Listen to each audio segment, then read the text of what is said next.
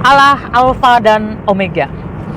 Kitab Wahyu 1 ayat 8 mengatakan, Aku adalah Alfa dan Omega, firman Tuhan Allah, yang ada dan yang sudah ada dan yang akan datang, yang maha kuasa. Saudara, bagi kita, di dalam hidup kita yang singkat ini, Allah kita adalah Allah di masa lalu kita, Allah di masa sekarang, dan Allah di masa depan kita. Dia Allah yang selalu ada bersama dengan kita, kapanpun waktunya dan dalam keadaan apapun. Di masa lalu kita, apakah masa lalu kita hidup di dalam Tuhan, apakah di luar Tuhan, Dia tetap Allah yang mengasihi kita. Bahkan ketika kita masih hidup di dalam dosa-dosa, pelanggaran, dan jauh dari Tuhan, Dia adalah Allah yang menanti kita, Allah yang mengasihi kita, Allah yang menunggu hati kita terbuka kepadanya, datang berbalik kepada Tuhan. Kitab Roma 5 ayat 8 mengatakan, akan tetapi Allah menunjukkan kasih-Nya kepada kita oleh karena Kristus telah mati untuk kita ketika kita masih berdosa. Bayangkan, ketika kita masih berdosa, Kristus sudah mati buat kita.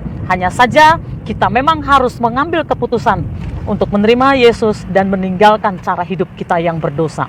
Dan Allah menantikan kita, Allah mengetuk hati kita, dan Allah menunggu kita membuka hati kita bagi Allah. Jadi di masa lalu kita, Allah ada dan Allah mengasihi kita. Bahkan kalaupun kita hidup di dalam kutuk, Tuhan pun sanggup mengubahkan kutuk menjadi berkat, asalkan kita datang berbalik kepada Allah. Lalu Allah adalah Allah di masa sekarang. Saat ini apapun keadaan kita, Dia Allah yang siap untuk menolong kita. Dia Allah yang mau menyertai kita melewati hari-hari kita, bahkan kesulitan-kesulitan kita.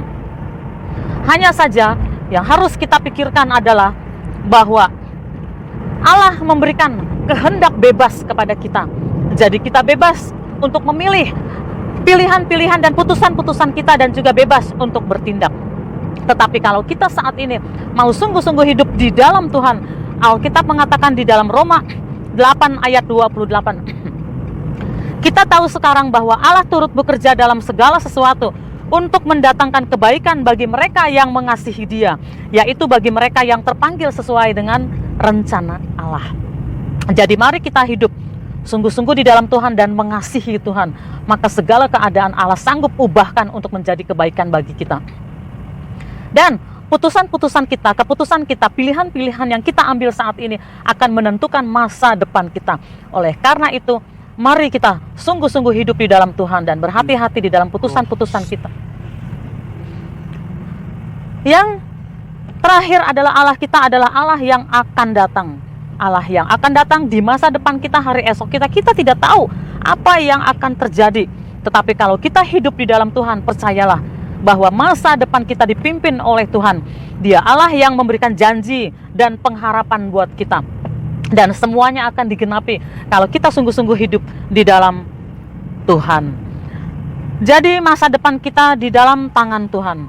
Dia Allah yang memberikan pengharapan, memberikan janji, dan Dia juga Allah yang akan menggenapinya. Mari kita hidup di dalam Tuhan. Dia adalah Allah Alfa dan Omega. Allah di masa lalu kita, Allah di masa saat ini, dan Allah di masa depan kita. Allah yang luar biasa. Tuhan Yesus memberkati.